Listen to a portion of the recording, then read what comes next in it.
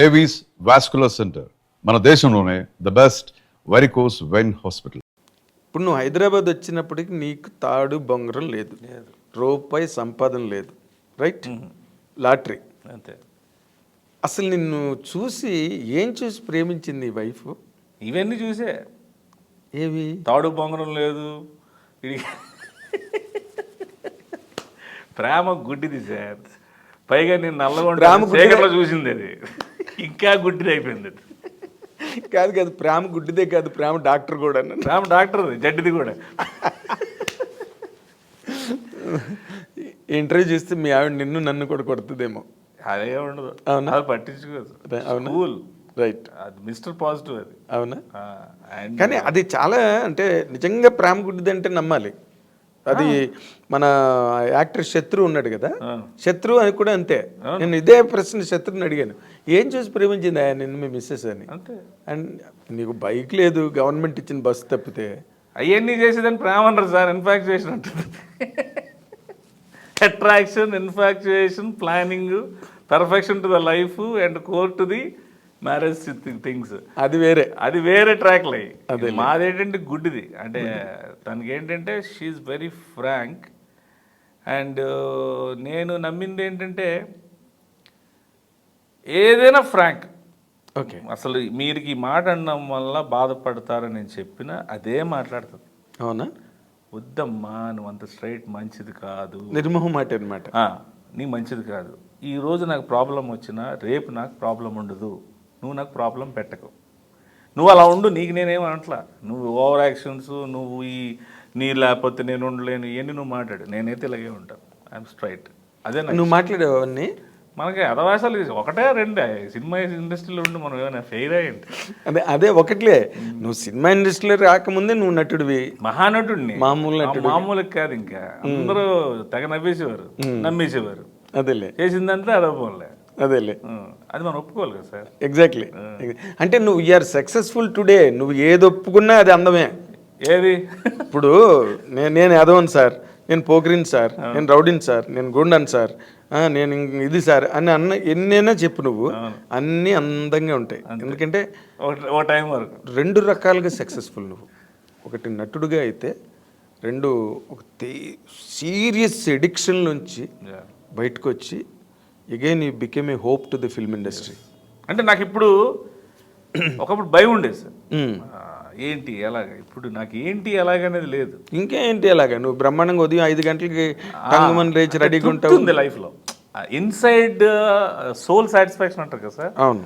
ఆ soul satisfaction ఉన్నప్పుడు automatically drives to lot of things. Yes, lot of positive directions. Anything మనం హ్యాపీగా ఉండొచ్చు అనే యాటిట్యూడ్ క్రియేట్ చేసింది. అవును. అలాగే ఉండి ఏం చేస్తున్నామో తెలియక, ఏమవుతామో తెలియక, ఉండి ఉండి ఉండి ఉండి లాస్ట్కి భగవంతుడు ఏ కోవిడ్లో టపక్కన పట్టుకుపోతే ఏం చేయిందో మనకి తెలియకుండా పోతే ఏం సాధించాం మనం?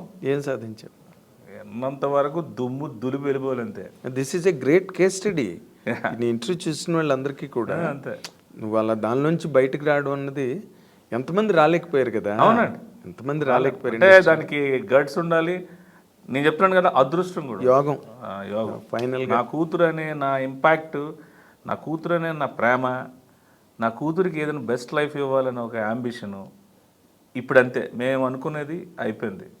I done everything, I seen everything. చూడాల్సినవన్నీ చూసా ఫ్రీగా, చేయాల్సినవన్నీ చేసా నా మెంటల్ ఫ్రీగా. ఎన్ని చూసి చేసింది. నేను ఏమైనా చేయాలనుకుంటే I just do for my daughter for a better life. అంతే. ఇంకేముంది ఇప్పుడు? చేతి నిండా సినిమాలు, ఒంటి నిండా ఆరోగ్యం, ప్రపంచం నిండా అవకాశాలు, కంటి నిండా నిద్ర. మధ్య మార్నింగ్ 6 గేమ్లు కొట్టామనుకోండి, 7:30 8 అయ్యేసరికి పిలిచేస్తుంది నిద్ర.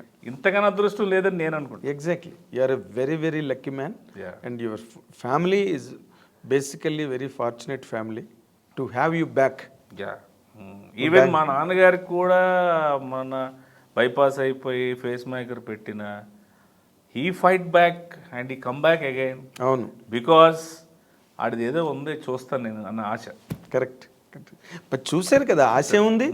నువ్వు అంటే వాడు ఫ్యూచర్లో ఏమైనా చేయగలడు, అవి కూడా నేను చూడాలి సత్యం అని ఆశ ఆయనకి. నువ్వు ఫ్యూచర్లో ఇంకా ఏం చేద్దామని, డైరెక్టర్ గట్ట అవుదామని అలాంటి ఆలోచన లేవా? మనిషిగా ఉంటే చాలు.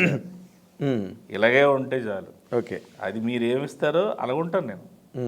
భగవంతుడు ఏమిస్తాడో అలా వెళ్తాను నేను. ఓకే. ఇవ్వకపోతే ఆగిపోతాను. కర్మయోగివి నువ్వు. అంతే అంతే సార్. ఇంక మనకి ఎక్కువ బ్రెయిన్లో పెట్టుకుంటే అయిపోయింది.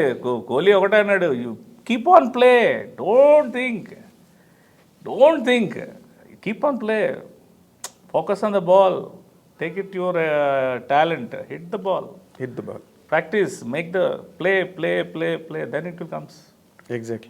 ఆలోచించి నేను ఈ ఆటలో ఆడను, రేపు వరల్డ్ కప్ ఆ కోర్టులో ఆడతాను, ఆ గేమ్లో ఆడతాను, నల్లాడు బౌలింగ్ వేసేప్పుడు ఆడతాను, అప్పుడు నేను చూపిస్తానంటే అప్పటికి అప్పం ఖాయం అయిపోతుంది. అంటే నాకు నువ్వు ఇప్పుడు అంతవరకు నీ ట్రావెల్ అంతా చెప్పిన దానిలో ఆ 2.5 ఏళ్ళు ఆ ఎడిక్షన్ నుంచి బయటికి రావడం టైంలోనే నువ్వు స్ట్రగుల్ ఫేస్ చేసావు. అంతే సార్. నాకు ముందు సినిమా కష్టాలు లేవు, అబ్బే తర్వాత సినిమాల కోసం కష్టాలు లేవు, ఏం లేవు. నాకు సినిమా కష్టాలు వీటి వల్ల నేను ఇంత ప్రజా కష్టపడి ఇంత వచ్చాననేది ఎప్పుడూ లేదు నాకు. అదే వచ్చింది ఐ డోంట్ మైండ్, రాంది ఐ డోంట్ మైండ్, బట్ నా నైతిక బాధ్యత నేను చేసుకుంటాను. అదే వన్స్ ఆన్ కెమెరా నా పని నేను తూచా తప్పకుండా చేస్తాను. కాబట్టే కదా ప్రభాస్ సీన్ అనేది ఎందుకు వస్తుంది, లేకపోతే అదేదో కొన్ని క్వాలిఫికేషన్స్ ఉన్నాయి ఇండస్ట్రీలో, అవి అక్కడే గోడ మీద రాసి ఉండవు కానీ బట్ గుర్తించబడతాయి అంతే ప్రతి మనిషిలో. అవి గుర్తించబడ్డావు కాబట్టి